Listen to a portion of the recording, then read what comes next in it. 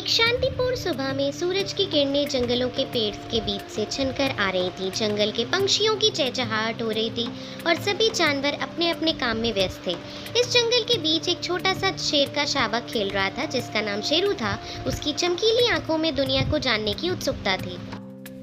शेरू जंगल के नए हिस्सों की खोज करने के लिए उत्साहित था। खेलते खेलते वो जंगल के उस हिस्से में पहुंच गया जहां वह पहले कभी नहीं गया था। वहां उसने रंग बिरंगे फूल, हरे भरे पेड़ और पानी की एक छोटी धारा देखी।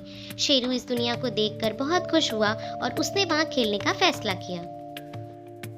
शेरू खेल ही रहा था कि अचानक उसे झाड़ियों के पीछे से कुछ सरसराने की आवाज आई। शेरू ने चौकन्ना होकर देखा तो वहां एक बड़ी सी अजगर थी।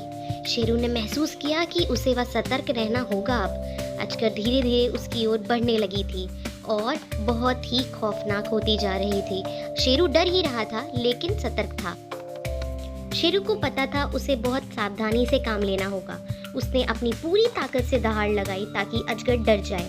फिर उसने तेजी से वहां से भागकर एक ऊंचे पेड़ पर चढ़ने की कोशिश की। अजगर ने उसका पीछा किया लेकिन शेरू की तेज चाल और सूझबूझ से वह सुरक्षित पेड़ पर चढ़ गया। अजगर हार मान गई और वापस लौट गई। शेरू ने पेड़ से नीचे उतरकर सुरक्षित जगह की ओर दौड़ लगाई। थोड़ी देर बाद वह अपने माँ के पास पहुंच गया।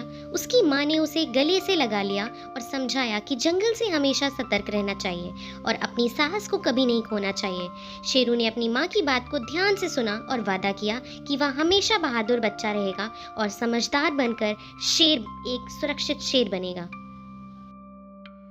शेरू ने उस दिन से जंगल में घूमना और खेलना नहीं छोड़ा, लेकिन अब वह और भी सतर्क और समझदार हो गया था। वो जानता था कि उसने अपनी पहली बड़ी चुनौती पार कर ली है और ये उसे भविष्य में और भी ताकतवर और साहसी बनाएगी। अब वह जंगल में छोटा साहसी शेर शावक कहलाने लगा था।